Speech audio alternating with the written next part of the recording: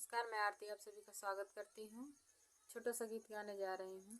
अच्छा लगे तो लाइक सब्सक्राइब जरूर कीजिएगा दोस्तों। छोटा सा गीत है चुटकुला गीत है। अच्छा लगे तो लाइक सब्सक्राइब जरूर कीजिएगा दोस्तों। हमारा गीत कैसा लगा? हमरा नैहरे के नगरी हम भूलाइब कैसे, हमरा नैहरे के नगरी हम भूलाई कैसे, हम भूलाई कैसे, हम भूलाई कैसे, हमरा नैहरे के नगरी हम भूलाई कैसे, हमरा नैहरे के नगरी हम भूलाई कैसे। एक नाही भूली है हो सखिया सहेलिया, एक नाही भूली है हो सखिया सहेलिया, सखिया सहेलिया हो सखिया सहेलिया, दिहल जे जनमवा उ भुलाई कैसे, दिहल जे जनमवा उ भुलाई कैसे, अपना नैहरे के नगरी हम भुलाई कैसे, अपना नैहरे के नगरी हम भुलाई कैसे, अपना नैहरे के नगरी हम भुलाई कैसे।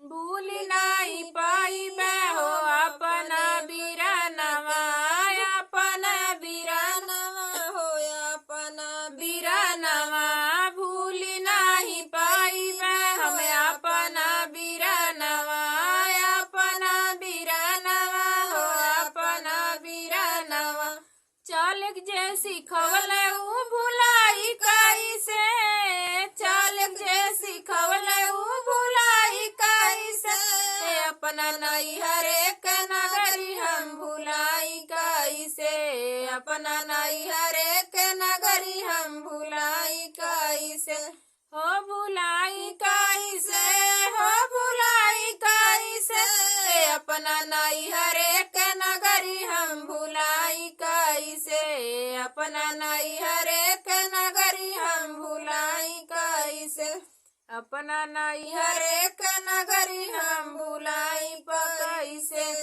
भूल नहीं पाइबे हमें अपने बहिनिया, अपने बहिनिया हो प्यारी बहिनिया, भूल नहीं पाइबे हम प्यारी बहिनिया, प्यारी बहिनिया सखी प्यारी बहिनिया, भूल नहीं पाइबे हम प्यारी बहिनिया, हंस बोल चल जे सिखवले उ भुलाई कैसे, हंस बोल चल जे सिखवले उ भुलाई कैसे, अपना नैहरे के नगरी हम भुलाई कैसे, अपना नैहरे के नगरी हम भुलाई कैसे, हो भुलाई कैसे, हो भुलाई कैसे, अपना नैहरे के नगरी हम भुलाई कैसे, अपना नैहरे के नगरी हम भुलाई कैसे। दोस्तों, अगर हमारा गीत अच्छा लगे तो लाइक सब्सक्राइब जरूर कीजिएगा, कमेंट करना मत भूलिएगा हमारा गीत कैसा लगा।